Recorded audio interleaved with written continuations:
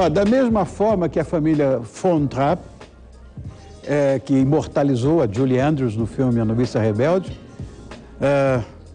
fugiu da Áustria por causa dos nazistas. Seus pais, Robert e Erika Blum, também vieram da Áustria para o Brasil após a Primeira Guerra Mundial. Aqui, no Brasil, em plena cidade maravilhosa, ela nasceu. Carioca da Gema, é quem nasce no centro da cidade do Rio. Mas, para não perder as suas raízes, ela cresceu ouvindo canções vienenses e histórias contadas por sua avó, por quem foi criada para que sua mãe pudesse trabalhar. Bom, a estreia como atriz aconteceu cedinho, aos 10 anos de idade, quando ela faria sua primeira personagem protagonista no teatro, na peça A Bela Adormecida. Mas a menina ganhou um banho de água fria ao ouvido da professora que o papel principal não seria dela e que deveria fazer uma fadinha muda, por causa do, enfim, que era tão pequenininha, ela jamais, e disse inclusive o seguinte, que ela jamais seria uma atriz. Mas o tempo passou e a princesa não dormiu, pelo contrário, despertou o seu talento e hoje, abençoada por todas as fadas e todas as ninfas da arte, ela está completando 59 anos de carreira, repletos de histórias, personagens, magia, encantamento, e com uma trajetória que se funde, né? A própria história da televisão no Brasil. Ela hoje se lembra dos tempos em que acompanhava seu pai, que dava aulas de inglês aos profissionais de TV, pelos corredores, pelos estúdios, e foi ali, acompanhando as gravações, que ela começou sua vida profissional e artística. De lá para cá, coleciona uma galeria infinita de personagens vividos em 27 novelas. Entre elas, preste atenção, Insensato Coração, Escrava Isaura, as duas versões, tanto da TV Globo de 77 como na Rede Record em 2004, Celebridade, Anos Rebeldes, Sim a Moça, Ciranda de Pedra, Senhora, aquela de Zé de Alencar, bom, tantas, né? Enfim. E somam-se à TV 15 filmes, 17 peças de teatro e 7 livros.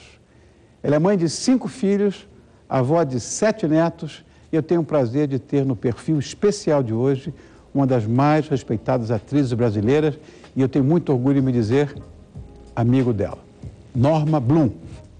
Como vai, minha bonitinha? Não levanta, querida, vai, Norminha. Imagina. Como é que eu não vou levantar para você? Obrigado por ter vindo. Obrigada pelo convite. Tão bonitinha, olha. Tudo bom, Norminha? Tudo bom. E eu vim te trazer um presente, que é a minha biografia que eu mesma escrevi. Autobiografia? É autobiografia, portanto. Ela foi publicada pela coleção Aplauso. O Aplauso, tá. Tá aqui, ó. Tem uma dedicatória especial, depois você lê. Obrigado. Olha aí, tá? Dá para ver daqui? Não dá nada, né? Não, aqui, ó. Tá aqui, ó. Então vai ser na minha mão mesmo. Tá? Quem te liberou foi Andrezinho? Foi. Nosso querido Andrezinho. Já chegou de viagem, ele não? Ele tá viajando. Olha, eu não sei. Eu acho que sim, porque ele liberou ontem mesmo. Bom, então chegou. André, meu irmão, mais uma vez. Puxa vida, né? A gente tem que agradecer a Globo formalmente, mas a você, meu velho, obrigado mais uma vez por liberar a sua estrela para que estivesse conosco aqui, minha amiga Norma Blum. Obrigado, André Dias. Obrigado de coração. Bom, carioca com sangue austríaco. Como é que foi a infância da menininha Norma? Bom, como meus pais chegaram em 36 e meu pai se encantou pela selva brasileira, aquela mata da Tijuca, né, que nós exploramos muito quando eu era pequena, eles resolveram ficar, porque na Áustria já estava tendo muito desemprego, meu pai e minha mãe, ambos professores, e lá estava tendo muito desemprego, enfim, eles estavam desempregados. E eu tinha uns tios, avós, que tinham vindo para o Brasil em 22 e montaram no Rio de Janeiro, meu tio Aloísio Latte, montou a primeira gráfica importante, que era uma clichêria, fazia aqueles clichês, né? E porque ele era um gráfico que tinha estudado, inclusive, na Alemanha, na Áustria. Mas a gráfica Latte, que era o nome, né? Era. Era muito conhecida. Foi muito conhecida e durou muitos anos. E eles se deram muito bem no Rio. Então convidaram meu pai e minha mãe, que eram sobrinhos, para vir conhecer o Brasil. E meu pai se encantou demais com o Rio de Janeiro e resolveu ficar, né? Fincar raízes aqui. Eu nasci em outubro de 39 e meus avós, os pais do papai, que eram judeus, eles chegaram exatamente 1 mês ou 2 e vieram no porão de um navio, uma história toda complicada, vieram fugidos do nazismo e aqui também ficaram.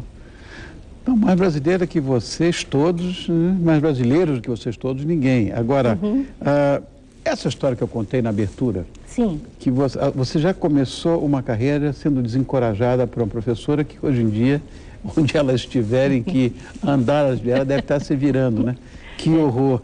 E você não desistiu, quer dizer, você sempre ensinou, inclusive aqui para o seu amigo, que o importante é a gente saber querer. E você soube, não desistiu. Por que esse começo tão desanimador, para dizer o mínimo, não te abalou? Não, até que me abalou. Mas assim, na época, com 9 para 10 anos, eu não imaginava que eu fosse ser atriz. Embora eu adorasse ver cinema e teatro.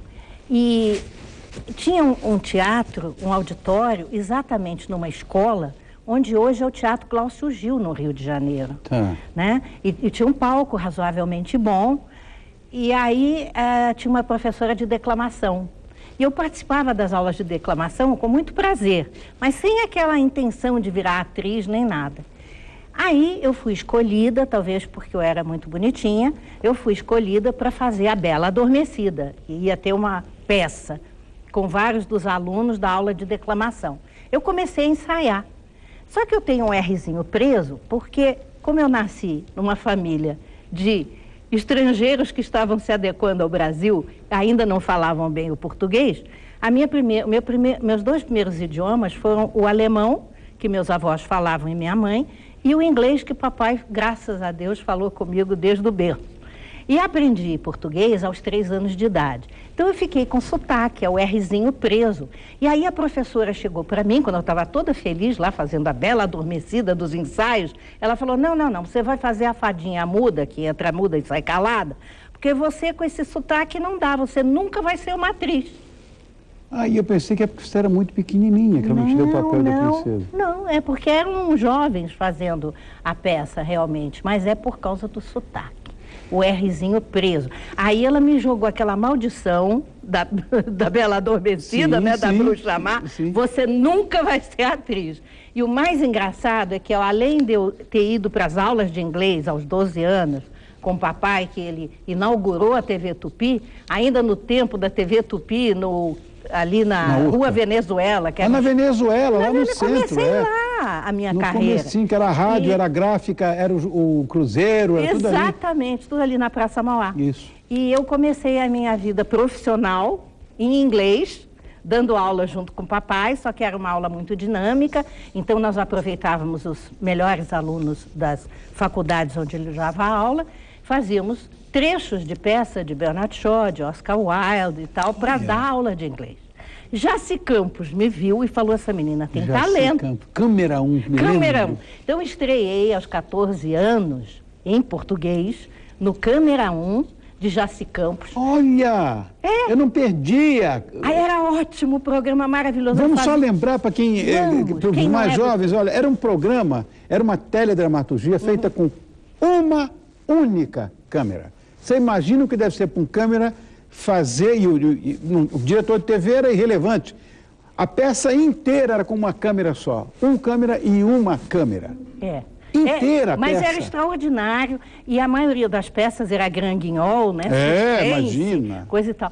E eu estreiei na peça de Thornton Wilder, Nossa Cidade, fazendo a Emily, o papel principal. E o mais engraçado é quando eu estreiei em teatro, pelas mãos da produção do Fábio Sabag, aos 18 anos eu pisei num palco, eu fiz a mesma peça, e onde foi? No Teatro Glaucio Gil. Naquele palco onde eu tinha sido reprovada. O mundo é redondo, Deus é tricoteiro. É tricoteiro. Não, por causa do teu Rzinho, do sotaque do alemão, você chegou a sofrer bullying na escola, não? Não, eu sofri bullying porque eu entrei aos 3 anos de idade no semi-internato, porque minha mãe tinha que trabalhar, meu pai também, e a minha avó não dava conta, assim, de cuidar por causa da idade, né? Então, eu sofri bullying porque eu não sabia português. Eu estava aprendendo. Aí tinha um menino muito encapetado que me ensinava palavrão. E minha mãe dava aula nessa escola de artes manuais, né? Que ela era muito talentosa com as mãos. Uhum. E aí eu ficava toda felizinha e corria para minha mãe para ensinar a nova palavra, porque, por exemplo, eles mostravam o livro e falavam tremendo palavrão. Aí eu pegava o livro, mostrava a minha mãe, eu repetia o palavrão. Naquela época, você imagina, Ai, anos 40, maldade. as professoras escandalizadas. Nossa, eu levei tanto tapa, até que eu me toquei que não estava aprendendo português correto. Que coisa engraçada! Mas como criança tem a perversidade dentro, né? Esse menino era terrível. Agora, você viveu também os anos de chumbo aqui. Que lembranças você tem dessa época? Ai, nessa época eu tenho lembrança de toda a nossa categoria de artistas lutando muito contra a censura, que a censura é uma coisa terrível. Inteligente, né? Era a censura brilhante, e aliás, né? Tem uma coisa muito engraçada. Uma vez, porque a gente falava um manifesto coletivo, quando eu estava fazendo a peça Electra, direção maravilhosa do Antônio Abujanra, e a cada noite um de nós do elenco ia assim para o proscênio antes da peça começar e lia um pequeno manifesto contra a censura, contra tudo que estava acontecendo. Um dia um militar assistiu e chamou o DOPS, e no dia seguinte a nossa colega querida Isolda Cresta foi em Cana. Aí estava a Glauci Rocha, que fazia a Electra maravilhosa, e nós todos falamos, não, imagina, todo mundo falou esse manifesto, então vamos todos presos. Aí mobilizamos a classe teatral, fomos no Gigeto, no Fiorentina, onde todo mundo comia depois do teatro. Aí foi aquela turba para frente do DOPS. E aí nós do elenco fomos chamados lá, interrogados, gentilmente, entre aspas, né? Mas o que mais queriam saber era onde estava o autor. Que eles queriam saber onde era o esconderijo do autor, que acontece que é o Sófocles. Eu levei um maior susto. Você imagina, teatro grego, ou era Ésquilo, ou era Sófocles, ou era Eurípides. Eu disse, puxa, os caras... Mas eram muito brilhantes, né? Não, então era aquela coisa, vocês não vão sair da prisão se não revelarem o esconderijo do Sófocles. Deus do céu. E eu falava assim, pro delegado, eu falava, meu amigo, eu não sei onde ele está enterrado, é na Grécia, mas eu não sei ele dizer onde é o túmulo. Bom, aí chegou um mais culto, um pouco mais inteligente, e falou, não vamos achar essa pessoa. Aí foi todo mundo solto. Ai, meu Deus Mas do eu céu. lembro muito, assim, da emoção da passeata dos 100 mil que a gente ajudou a organizar. Lembro disso também. Todo mundo assim, né? Querendo mudar o país. Que infelizmente, em muita coisa não mudou, não. Seguramente não. Não. Seguramente não. Tem muita coisa a consertar ainda. É verdade. Bom, eu falei da sua família, que você tem neto, eu também já sou vovô e tudo. Você foi casada com o Milton, né? Com o Milton Moraes. Um excepcional ator. Eu também achava muito bom ator. Foram 3 com ele, né? 3 com ele. Meus 3 o Marcos, Monique e Marcelo. Marcelo, tá. Naquela época você acreditava que esse casamento era para sempre? Sabe que logo no começo eu deixei de acreditar que ele pulava a cerca. Oh, meu Já Deus. na primeira semana que nós nos juntamos os trapinhos, ele começou a chegar tarde em casa, com batom na camisa, então eu já sabia que não ia ser para sempre. Ai, Deus meu. Mas naquela época a gente não se separava, né? Não. Era feio, então a gente estava num relacionamento, era para ficar a ferro e fogo. Tem uma coisa na sua biografia que é bastante pungente, para dizer o mínimo, né? Você catava tampinhas de refrigerantes. Teve uma época, porque assim, o Milton, apesar de ser um ator maravilhoso e um grande amigo, e por sorte a gente permaneceu amigo até a morte dele depois, mas ele não era bom pai e não era bom marido, né? Porque ele tinha um vício, Certo. que era jogar. Então eu já apostava o salário dele. Ele foi um dos atores mais bem pagos do Brasil, mas nunca vinha dinheiro em casa. E quando nasceu minha segunda filha, nossa segunda filha, a Monique, né? Bebezinho, e eu tinha que completar o meu leite com leite em pó, e às vezes faltava mesmo. Tinha momentos que eu não estava empregada, não estava fazendo um cachê, que ela era muito pequenininha, né? Aí eu ia com o Marcos na praia, porque antes na praia vendiam aquelas garrafinhas de grapete, de guaraná, de Coca-Cola, Cruz, entendeu? E as pessoas abriam e jogavam a tampa na areia. E tinha um boteco ali, não é um boteco, um armazém, né? Na esquina da nossa rua, que davam dinheiro para a gente levar as tampinhas. Como hoje se junta latinha de cerveja. Tá. Então a gente ia para a praia de tarde, eu e meu filho, a gente catava aquelas tampinhas e trocava por lata de leite ninho. Inacreditável, inacreditável. Minha vida teve muito altos e baixos, né? Tanto do ponto de vista profissional, eu acho que não em prestígio, mas na questão assim de ter que criar os 3 mais velhos por minha conta. E a do coração, a Thelma? A do coração já foi em São Paulo, já veio para a nossa família, maiorzinha, já adolescente. Como é que é a sua relação com ela? Maravilhosa. Ela é um presente de Deus também, uma filha muito querida. Também conta-se muito, fala-se muito da história de você ter hospedado o Ney em Mato Grosso. Nossa, isso aí eu botei na minha biografia, porque foi uma coisa muito linda. Como eu vivia, no meu casamento com o Milton, eu vivia assim, com dificuldade financeira, né, quase o tempo todo, e a gente morava numa casa com 4 quartos enormes, e tinha um quarto que tinha uma entrada independente pelos fundos e um banheirinho nos fundos que também poderia servir esse quarto. E aí eu estava fazendo uma peça, As Inocentes do Leblon, uma comédia maravilhosa, que a gente viajou muito com ela, e o Paulinho Lima falou assim, olha, tem um amigo meu que veio do Mato Grosso, um rapaz que quer ser ator. E aí ele está precisando de um lugar para morar. Eu sei que você está com dificuldade, que eu fazia teatro, mas o dinheirinho do teatro dava para pouca coisa. Então, você não quer alugar o seu quarto extra para o meu amigo? Ele é muito gente boa. Aí eu falei, tá bom. Aí acertamos, ele começou a morar lá, né? E eu via que às vezes assim ele não saía para comer, ficava meio assim. Um amor de criatura, jovenzinho, mas um doce. Aliás, o Ney é uma alma maravilhosa. Também acho. Aí, educadíssimo. Eu, assim, sem querer ofender e tal, eu falava, às vezes eu fazia um sopão à noite, né? Olha, vem tomar sopa com a gente, ou vem tomar um lanche da tarde e tal. E ele foi se enturmando. Eu tinha uma cadela Collie, da raça Collie, aquela Lessie, né? Maravilhosa. Ele escovava a cachorra. Aí, quando a Moniquinha nasceu, ele ficava com ela no carrinho, para ela tomar sol nas perninhas. Assim, virou uma pessoa muito querida. Família. Mas ficou pouco tempo lá em casa, porque aí ele foi tentar a carreira de ator em São Paulo. E algum tempo depois surgiu aquela maravilha, Secos e Molhados. Os Secos e Molhados, que eu fiquei encantada com aquela música, os novos arranjos. Por acaso, o Zé Rodrigues, que eu ia conhecer muito tempo depois, fez alguns arranjos daquele primeiro disco deles e tal. E eu fui assistir um show dos Secos e Molhados no Rio, encantada com o Ney Mato Grosso, que, pessoalmente, lá em casa, era um menino super tímido. Com aquela maquiagem toda, aquele requebrado em cena, aquela presença cênica, imagina que eu ia ligar o nome à pessoa.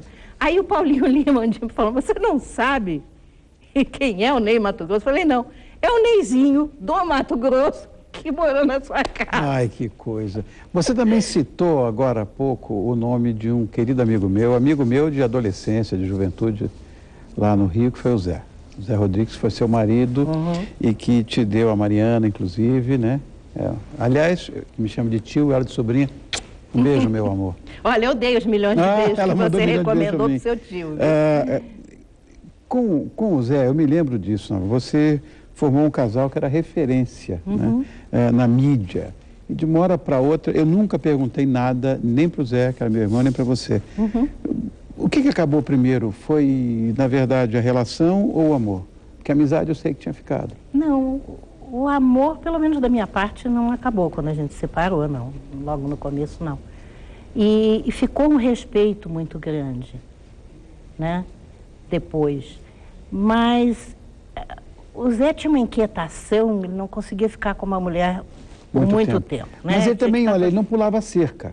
Ele trocava. Ele trocava. Ele trocava, mas ele não era aquele que tinha 2, 3 ao mesmo tempo. Isso é uma coisa que eu também nunca consegui fazer. Não que eu não tenha tentado. Sim. Mas não consegui. Então, aí, na época que terminou o nosso casamento, foi depois que eu já estava em São Paulo. Eu vim para São Paulo, morar em São Paulo, por causa dele. Porque ele montou um grande estúdio com o Chico Terpens e tal, então ia investir aqui. E eu vim de mala e cuia com as crianças. Só não trouxe meu filho mais velho, o Marcos, porque ele já estava fazendo faculdade de Direito no Rio, já tinha conhecido a sua noiva, que virou sua esposa, então ele ficou no Rio, né? E foi bom porque ele ficou cuidando do pai, até o pai morrer, né, o Milton Moraes. 2 anos depois de que a gente estava radicado em São Paulo, o Zé conheceu uma outra moça, muito mais nova do que eu, estava com 42, ela tinha uns 20 e poucos, e houve a troca. Assim, de um momento para o outro. Agora, em tantas décadas de carreira, teve algum momento que você considera o mais importante, o mais marcante? Preferido, trabalho preferido, fica melhor. Trabalho preferido é sempre o trabalho que eu estou fazendo por último. É o de hoje. Eu vivo muito... Esse texto aí qual é? Esse que tá no... Isso foi um programa maravilhoso que eu fiz na minha adolescência. O Teatrinho Troll, que passava... me lembro do Teatrinho Troll, adorava, ouvia sempre. Aí já é novela, teleteatro da Tupi. Que coisa mais linda. Não, eu sei que eu tive personagens que foram muito fortes e que o público que me encontra na rua até hoje lembra de Aurélia Camargo, que é isso que a gente está vendo aí, Senhora, com Cláudio Mazo. Isso aí foi um filme, As 7 Faces de um Cafajeste. E também aquela governanta hitlerista alemã de Ciranda de Pedra. Ciranda de Pedra, E Vejo a Lua no Céu, que foi uma poesia de novela do horário das 6. Não falei dela. Não falei dela. E muito teatro, muito cinema, assim, eu tive o privilégio na minha carreira de representar grandes personagens, sabe? E o personagem, quando eu estou com ele, para mim é o mais importante de todos. Mas é claro que a gente lembra dessas grandes interpretações, lógico. Porque, inclusive, meu personagem atual, a Olga, é um personagem pequenininho, né? Não, você é a grande atriz. O papel é tão grande quanto. Norma, houve uma época em que você se envolveu com o lado espiritual. E eu me lembro que você... Imagina, uma época que a gente estava até mais junto naquela época, eu me lembro, né? Qual foi o motivo dessa tua busca? Por que você partiu para essa coisa do autoconhecimento? É que todo mundo acha que eu parti para isso naquela época em que esse trabalho apareceu mais do que o meu trabalho de atriz. Foi. Mas, na verdade, foi uma busca de uma vida inteira. Eu, quando criança, muito criança, participava de uns fenômenos, uma coisa muito esquisita, que eu até tive que fazer análise por conta disso, porque eu achei que eu estava ficando maluca. Eu tinha visões, ou eu tinha premonições do que depois aconteciam igualzinho. Então eu comecei a estudar muitas religiões. Eu me debrucei sobre essas coisas do espiritismo, do kardecismo, da cabala, que eu estudo até hoje, porque eu sou fascinada. E fui buscando. E livros Bom, livros você também escreveu, você escreveu 7, né? Escrevi 7 até hoje. Mas vão vir mais. Inclusive esse? Esse é o 7º. Meu Deus do céu. Agora... Então, assim, foi uma coisa que surgiu no momento em que eu precisei compartilhar isso com muita gente. E compartilhei às quintas-feiras pelo seu programa, acho que era Canal 21, né? Não, era na... Oh, meu Deus, era aqui mesmo, aqui, só que nós... Não, era no estúdio, na Alameda Santa. Isso, mas era a mesma coisa. Era? É porque era na época da CNT Gazeta. Tá, isso mesmo, nós CNT. Gravávamos lá Mas o programa passava aqui na Gazeta. E a gente dava dicas, assim, de otimismo, de persistência, porque eu acho que, mesmo nos momentos, assim, mais difíceis, e todo mundo tem momento difícil na vida... Nós dois tivemos um bravo... Você teve, de doença também, e eu também. Como é que foi superar aquilo? Sabe que eu tomei um susto quando o médico falou, é câncer de mama? Porque foi uma coisa que eu jamais tinha programado da minha mente. Ninguém programa isso, né? não. Não é que eu nunca esperei que eu fosse também ter um câncer. E aí a minha atitude foi a seguinte, bom, vamos enfrentar.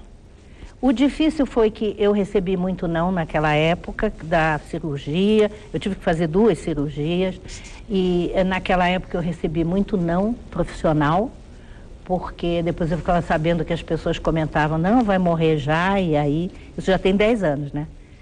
E eu gosto de desmentir, né? A professora que diz que eu não vou ser atriz, as pessoas quanta gente que eu vou dizia morrer. que eu cheguei a ouvir isso, não, a Norma não vai voltar mais a atuar depois da doença, você voltou. Quer dizer, fênix, ou sei lá o quê, o fato é que você é protegida, de verdade, na minha visão, por uma legião muito grande de anjos, como você. Eu também sinto.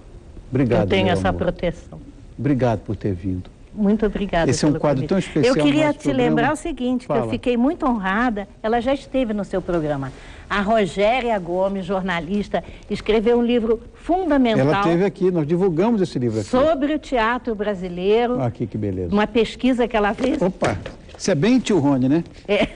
Bem o tio Rony. Já peguei de volta, pronto, tá aqui. Eu tive a honra de ser uma das depoentes desse primeiro livro da Rogéria, sobre as grandes damas do teatro brasileiro. E você é uma delas, seguramente. Amor meu, adorei que você estivesse aqui. Dá um beijo na Mariana, disse que eu mandei o meu para ela. Ela deve ter visto seu beijo. Minha queridinha Norma Blum. E no próximo bloco tem Em Cartaz. Para você saber as novidades nas telonas com Christian Peterman. E, claro, mestre da gastronomia com o chefe Kaiser Gebara. Vou para o intervalo? Você pode continuar conectado comigo. Sabe como é que é, né? Acesse o site www.tvgazeta.com.br/todo seu. Dá uma olhadinha lá para ver que bacana. Até já.